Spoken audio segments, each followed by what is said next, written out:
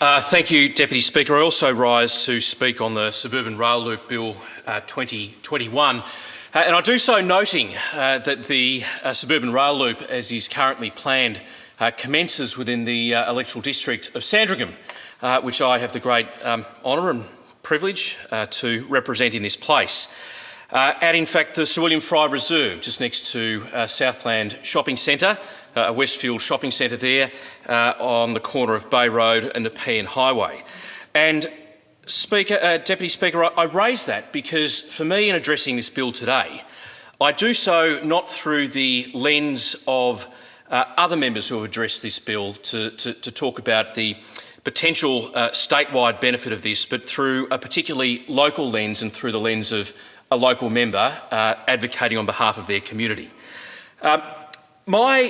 Members of my community, Deputy Speaker, were shocked to receive in their letterbox a missive coming from a state government department effectively announcing by letterbox drop the Suburban Rail Loop.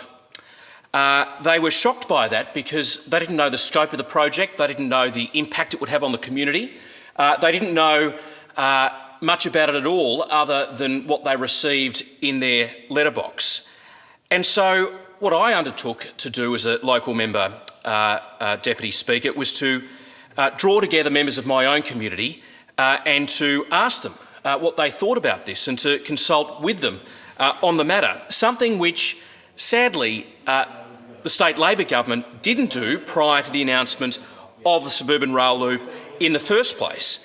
And in doing so, I met with some 140-odd members of my local community via a Zoom call, and there were many questions that my community members raised, the majority of which I submitted on their behalf to the Minister for Transport Infrastructure and now the Minister for the Suburban Rail Loop, Jacinta Allen, in a letter dated the 23rd of October 2020, Deputy Speaker. And over 3 pages, I outlined roughly 30 questions, maybe more, that were asked on behalf of the community following that meeting that I had with local members of my community. Now, lo and behold, Deputy Speaker, the response that we got back from the Minister was disappointing.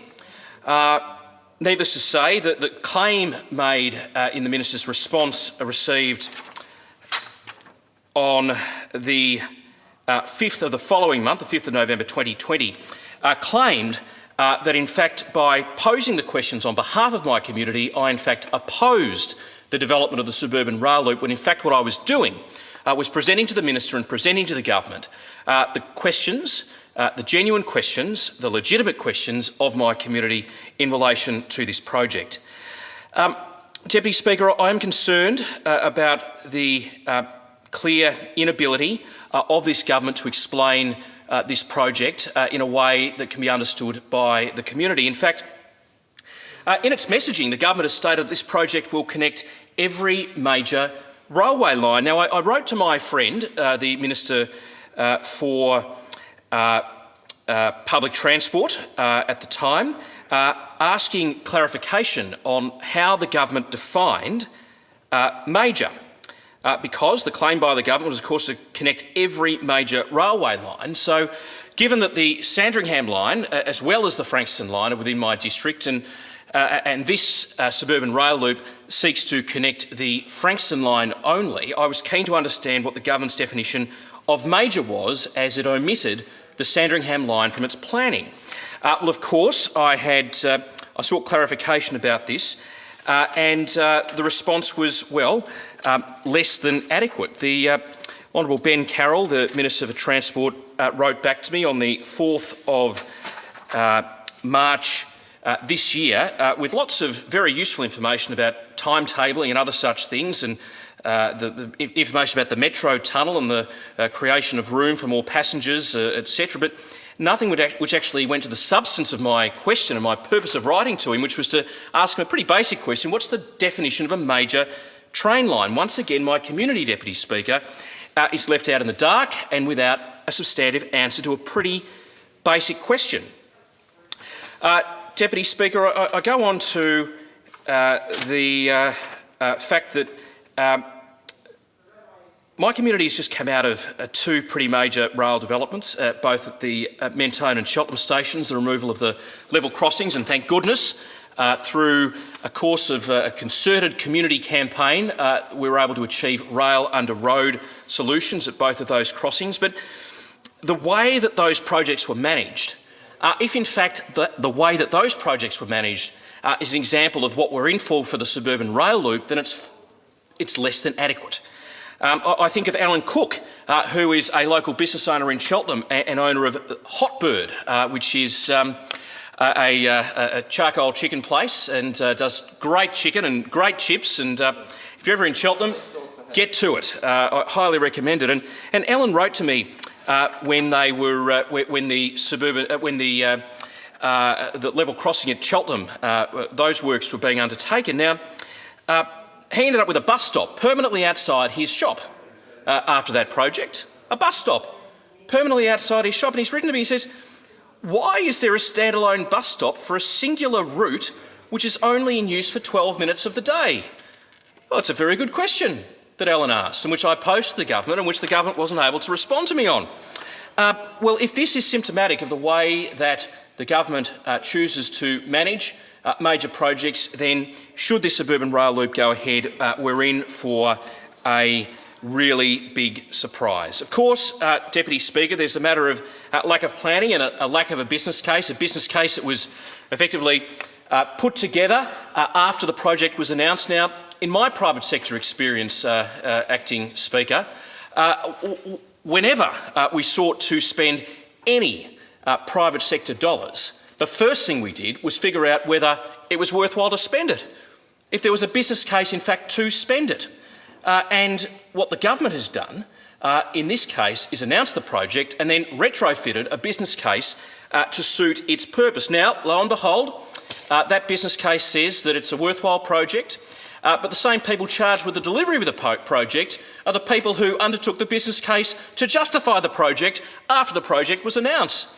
Now, this wouldn't fly in the private sector, Acting Speaker, it wouldn't, but because it's the government, because it's the public sector, we apparently need to put it to one side and accept it. It's not the right way to do business, but it is the Labor way to do business, Acting Speaker, and we should do better. Now, specifically on this, the lack of planning and the lack of a business case, where this Suburban Rail Loop is due to start is at the Sir William Fry Reserve. It's on the Nepean Highway, the corner of Nepean Highway and Bay Road in my electorate. Just down the road from the former gas and fuel land. The gas and fuel land, some 6.3 hectares of state-owned land that this Labor government has earmarked for high-density, high-rise development. Now, lo and behold, there is a value capture piece to the Suburban Rail Loop, Acting Speaker, and at the Sir William Fry Reserve, which currently houses a very well-used skate park, with lots of green space, a natural amphitheatre there as well, the home of the Kingston Council carols by candlelight for many, many years. The Labor government want to slap this Suburban Rail Loop. And on some estimates, about 40% of the existing Sir William Fry Reserve will be assumed by the Suburban Rail Loop development, therefore taking away further precious green space, further precious parkland, further taking away the regional home of a skate park from my community. Now, yeah, of course, Acting Speaker, as you'd expect me to do as a local member, I wrote to the government about this as well. I wrote to the Kingston Council about this. The Kingston Council are unclear about the effects specifically of this. In fact, the then Acting Chief Executive Officer wrote to me saying Council has highlighted the importance of the regional youth skate facility and active youth precinct at the Sir William Fry Reserve and is advocating the Suburban Rail Loop Authority to consider the impacts of existing uses within the reserve through the EES process. The local government authority have no clue as to what the impact of the Suburban Rail Loop will have on our community, a lasting impact. Now, Acting Speaker, I am not opposed to major infrastructure projects, far from it. But there needs to be a process, there needs to be due process, there needs to be proper process considered that takes on board the concerns of the community.